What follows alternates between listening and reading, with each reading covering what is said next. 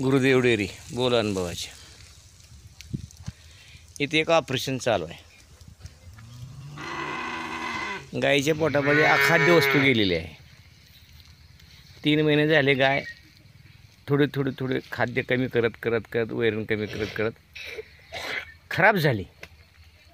मग मशीन आणली, त्याच्या पोटाला लावली. इलेक्ट्रॉनिक मशीनने ते आवाज दिला.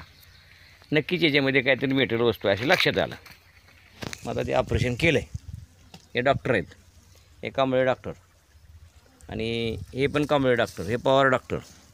आणि त्याच्या पोटातून लोहचुंबकाला काही चिटकून येतं आहे का असं त्यांचं बघणं आहे. त्याच्यामध्ये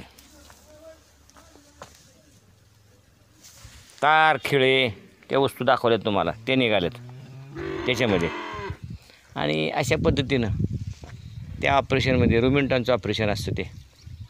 त्याच्यामध्ये त्याच्या पोटामध्ये रुमेनमध्ये अखाद्य म्हणजे तार होती, 2 नट आहेत, 2 खडे निघाले. आणि अशा पद्धतीने त्यांनी व्यवस्थित बघितलं आणि त्याने काढलं. आणि ते काढलेलं आहे. आणि आता ते काढल्यानंतर संपूर्ण आत तपासणी केली रुमेनची. त्याच्यामध्ये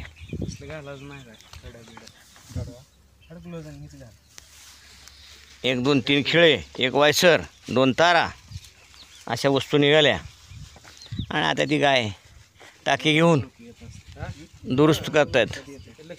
आणि ते दुरुस्त झाल्यानंतर पुन्हा ती गाय गाब जाईल आणि दुधावरी पण येईल आणि गाय पण सुधरेल. तर अशा पद्धतीने पशुपालकानं आपल्या गायीकडे निरीक्षण केलं पाहिजे. गाय जर खराब होत असेल, कमी थोडं खात असेल, चालताना जर चपकत असेल, थोडंसं लचकत असेल, त्याच्यामध्ये आत ते टोचतं आणि असं जर करत असेल तर आपण निश्चित समजावं की त्याच्यामध्ये काहीतरी अखाद्य वस्तू आहे आणि ती काढून घ्यावी. आणि ती काढून घेतली तरी गाय सुधारते. काही लोक काय करतात, ऑपरेशन टाळतात. मग ती तार किंवा तो खिळा आतल्या हृदयपटलावर किंवा फुफ्फुसाच्या पटलामध्ये घुसतो आणि गाय दगावते. मग लाख 1.5 लाखाची आपली जनावरं क्षुल्लक कारणामुळं आपण सोडून देतो किंवा खटकाला विकतो किंवा मरून जातात. तर वेळीच लक्ष दिलं 1-2-5 हजारामध्ये गाय दुरुस्त होते. पण काळजी घेणे गरजेचं आहे. आणि असे काम एक तज्ज्ञ डॉक्टरकडून करणे गरजेचं आहे. म्हणजे सोलापूरचे एक रिटायर वेटरनरी ऑफिसर आहेत महाराष्ट्र शासनाचे. तर ते हे ऑपरेशन करतात. आणि अशा पद्धतीचं ऑपरेशन सक्सेस त्यांच्याकडलं माझ्याकडे जवळजवळ हे ह्या 7-8 वर्षामध्ये किंवा 5-6 वर्षामध्ये 12वं ऑपरेशन आहे.